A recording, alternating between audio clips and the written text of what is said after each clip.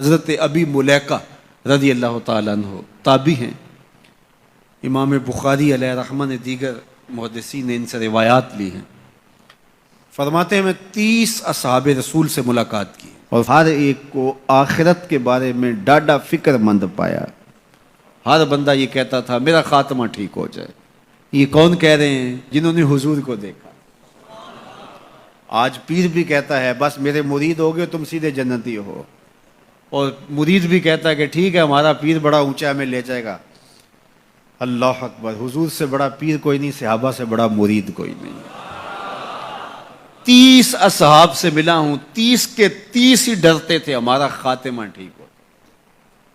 دیکھو حضرت ابو بکر رضی اللہ تعالیٰ عنہ کو میرے حضور نے کہا نا ابو بکر فی الجنہ، عمر فی الجنہ، عثمان فی الجنہ، علی فی الجنہ، طلحہ فی الجنہ.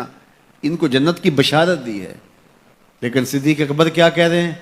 اللہ اکبر. ایک چڑیا کو دیکھ کے اے چڑیا تجھے موج ہے، ایک شاخ سے اڑتی ہے دوسری شاخ پہ بیٹھ جاتی ہے اور تیرا حساب بھی نہیں ہوگا، پھنسے تو ہم ہیں جن کا حساب ہوگا. یہ وہ کہہ رہے ہیں جن کو حضور کی زبان سے یہ لفظ ملے ہیں ابو بکر فی الجنہ، ابو بکر جنتی ہے. اللہ اکبر. عثمان غنی رضی اللہ تعالیٰ نے قبر پہ کھڑے رو رہے ہیں قبرستان میں. تو کسی نے کہا یہاں رو رہے ہو؟ کہا میرے حضور نے کہا تھا کہ آخرت کی پہلی منزل قبر ہے. اللہ اکبر. یہ وہ ہے جن کو بشارتیں دی گئی ہیں، جن کے عمل، جن کے کام اور جن کی محنتیں اور دین کے لیے خدمات کسی ترازو پہ تولی نہیں جا سکتی. اور صحابی کا عمل، صحابی ایک مٹھی جو خیرات کرے، روایت میں آتا ہے ایک مٹھی جو خیرات کرے، اور بعد میں آنے والا احد پہاڑ جتنا سونا خیرات کرے. صحابی کا عمل پھر بھی زیادہ ہے. 15 کلومیٹر پہ پھیلا ہوا پہاڑ، اتنا سونا کسی کے پاس ہوگا ہی نہیں، حکومتوں کے پاس نہیں. لیکن فرض کرو کسی کے پاس ہو، پھر اتنا جگرا بھی ہو کہ وہ خیرات بھی کر دے، لیکن اس کا اجر پھر بھی صحابی کے مٹھی بھر جو خیرات کرنے کے عمل کو نہیں پہنچ سکتے. اور ابو بکر وہ ہیں جنہوں نے مٹھی جو خیرات نہیں کیے، سارا گھر خیرات کر دیا. کتنا اجر ہے.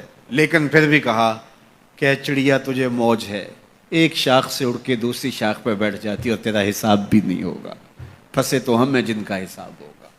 یہ وہ لوگ ہیں جن کی زندگیاں تقوی میں گزری. تتجافا جنوبہم عن المضاجع، ان کی کروٹیں بستروں سے الگ رہتی تھی. ہم تو جی بھر کے سوتے ہیں، لیکن ان کی کروٹیں خوف خدا کی وجہ سے بستروں سے الگ رہتی تھی. طمع اور خوف میں رب کو پکارتے تھے. حضور کے جمال جہاں آرا کو جی بھر کے دیکھا، اور بشارتیں حضور کی زبان سے نصیب ہوئیں، پھر بھی ڈر رہے ہیں. تو ابھی ملیکہ کہتے ہیں کہ میں 30 اصحاب سے ملا ہوں، ہر شخص ڈاڈا فکر مند تھا آخر ٹھیک ہو جائے، انجام بخیر ہو جائے.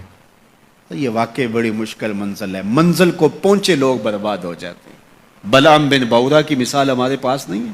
تھا مستجاب الدعوات ولی، لیکن لڑک کے کہاں جا پہنچا.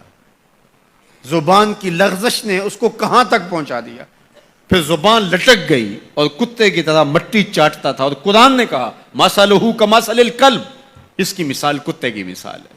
اسی لیے میاں صاحب بولے پڑھنے اتے مان کرینا تے نہ آنکھی میں پڑھیا. پڑھنے اتے مان کرینا تے نہ آنکھی میں پڑھیا، او جبار کہار صداوے متا روڑ دیوے دودھ کڑیا. جب تک یہ یقین نہ ہو کہ میرا انجام کیا ہے، دھڑکا لگا رہے، ڈر لگا رہے، یہ مومن کی زندگی ہے.